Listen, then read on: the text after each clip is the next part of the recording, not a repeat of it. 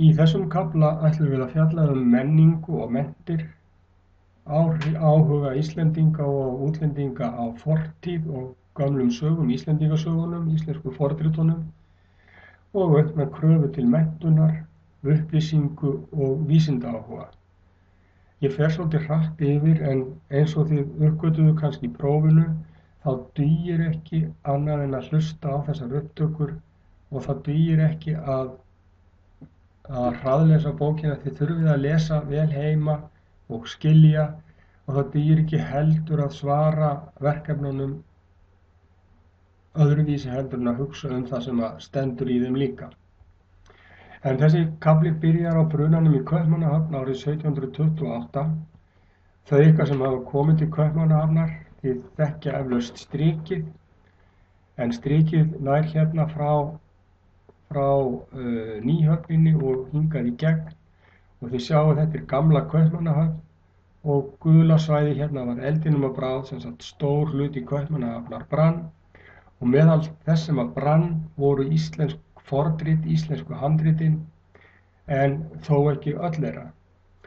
Árni Magnússon sem hafði safnað þessum bókum eða safnað þessum handritum, hann sagði nú að vísu: þarna eru þær bækur sem aldrei og hvergi fást slíkar til dómadags, en samt talið að það hafi nú ekki tapast neinar bækur sem ekki höfðu fengist áður, sem ekki höfðu verið skrifaðar upp áður. Auðvitað tapaðist eitthvað en það týndist engin heil saga.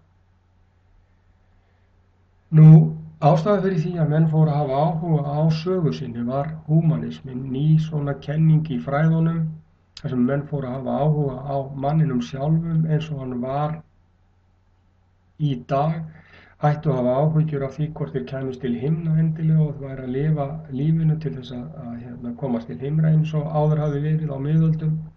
Heldur fóru þeir að lifa lífinu í dag og vildu skoða söguna.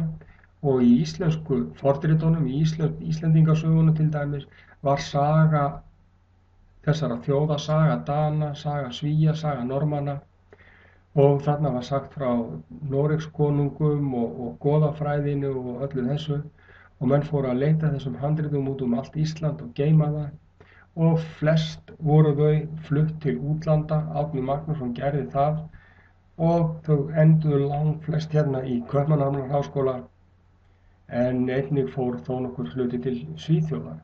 En það má þó segja, Dönum til hróss, að þeir eru eiginlega eina landið, eina ríki sem ég minnist allavega, sem hefur skilað verðmætum sem þeir tóku í gamla daga þegar þeir voru nýlenduveldi og settu í söfn í eigin landi. Þeir skiluðu þeim aftur. Íslensku handritin í Árnastofnun í háskólanum og þau fyrstu komu 1971 og svo bættust alltaf fleiri og við og ég held að langflest séu komin heim aftur. Ég get ekki ímyndað mér til dæmis að Englendingar færu að skila egypskum múmíum og grískum styttum sem þeir hafa til sýnis í British Museum. Sterkara ríkisvald eins og við vitum að varð þegar við síðaskiptin, þegar að Danakonungur og konungar í norðanverðri Evrópu náðu í landir kirkjunnar og lútherskur siður krafðist aukinnar menntunar. Sem sagt, lútherskan krafðist þess að allir væru læsir því að hún bókatrú, allir áttu að geta lesið Biblíuna og skilið hana og krafa menntun kom líka frá Danakonungi því að hann vildi geta komið upplýsingum til þegna sinna á skriflegu máli. Þetta var til þess að skólarnir á Íslandi, sem voru bara tveir á Hólum sem hérna vinstra megin og Skálholti sem hérna hægra megin, þetta voru einu skólarnir á Íslandi og þarna lærðu menn eiginlega bara að verða prestar, einhverjir þeirra urðu líka sýslumenn. Þarna var embættismannastéttin á Íslandi menntuð. Fáeinir fóru reyndar til útlanda til að læra og það voru aðallega synir, það voru eingöngu synir höfðingja, dætur áttu ekki kost á neinni menntun, eða stúlkur. Menningarstarf kirkjunnar fólst meðal annars í því að prenta, en kirkjan átti prentsmiðjurnar sem voru til á Íslandi á þessum tíma og ein þeirra bóka sem var prentuð voru Passíusálmar Hallgríms Péturssonar. Þeir eru ennþá lesnir á hverju einasta ári á Rás 1 fyrir páskana og túlka píslargöngu Krists, sem sagt fyrstu páskana kannski ekki fyrstu páskana heldur þegar að Kristur var krossfestur. Sagnaritun hefst á nýjan leik á Íslandi með húmanismanum og Arngrímur lærði, hann skrifaði sögu Íslands á latínu og kallaði Krímurgyðu árið 1609. Þar var verið að reyna að búa til nýja Íslandssögu, reyna að segja og sýna útlendingum, aðallega Evrópubúum, hvernig Íslendingar voru, vegna þess að útlendingar þeir komu til Íslands, ferðuðust Ísland og skrifuðu sögur Ísland sem að Íslendingum hugnaðist ekki, þeim fannst ekki vera réttir og þeir getið stoppað upptökuna og lesið af þessari glæru hérna til dæmis, hvað var skrifað. Og þessi menn kom ekki einu sinni allir til Íslands, heldur skrifuðu bara einhverja bækur eftir einhverjum frásögnum sem þeir höfðu og þetta líkaði Íslendingum illa. En ef við hugsaum nú bara til dagsins í dag, eru þá ekki allir útlendingar að tala ekki Íslendingar að segja frá álfunum og öllu því sem þeir eru að, öllum þessum sérkennum Íslendinga, tröll og álfar og huldufólk. En nóg það. Þarna á þessum tíma líka, sem við erum að tala að þá fóru Íslendingar í anda upplýsingastefnunar að rannsaka landið sitt betur. Eggert og Bjarni, þeir ferðuðust Ísland á miðja 18. öld og kortlögðu Ísland, skrifuðu það og þetta er fyrsta kortið af Íslandi.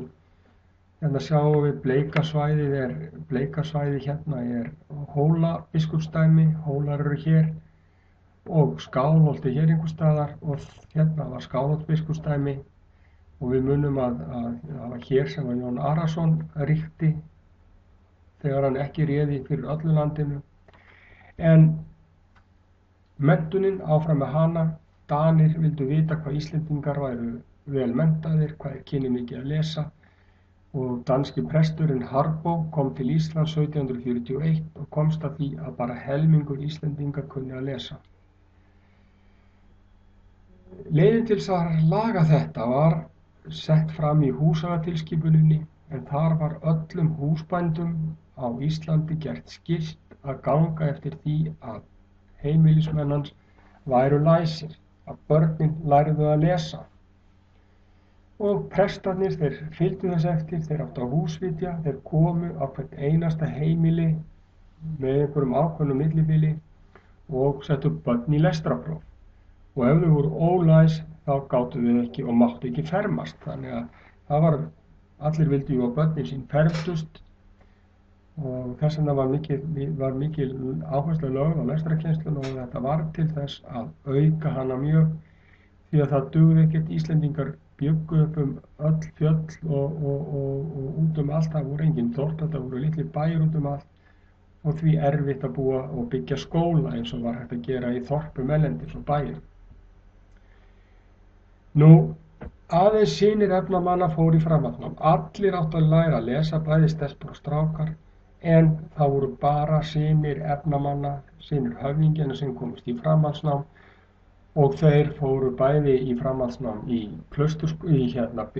skólana í biskupsumdæmunum, Hólum og Skálholti og einnig til útlanda, langmest til Danmerkur.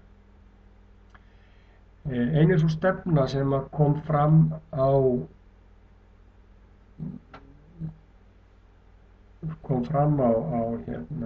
17. og 18. öld, upplýsingastefnan.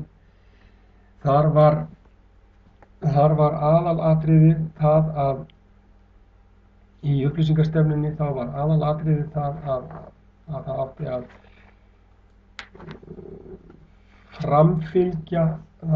framfylgja menntun. Menn höfðu trú á því að með því að mennta fólk, bændur og alla aðra, þá væri hægt að ná fram einhverjum framförum. Það var Magnús Stephensen sem var helsti boðberi upplýsingastefnunnar á Íslandi og myndir var af gamla 25 kallinum. Hann rak einu prentsmiðju landsins langt árabil og hann skrifaði uppeldi og matreiðslu og atvinnulíf og reyndi að kenna Íslendingum ýmislegt en þeir voru ofskaplega tregir til því að bændurnir vildu hafa allt óbreytt. Bændurnir vildu hafa allt óbreytt en smátt og smátt síaðist samt eitthvað inn og við læt þessum lestri loki núna og þið bara hlustið vel og lesið kaflann heima.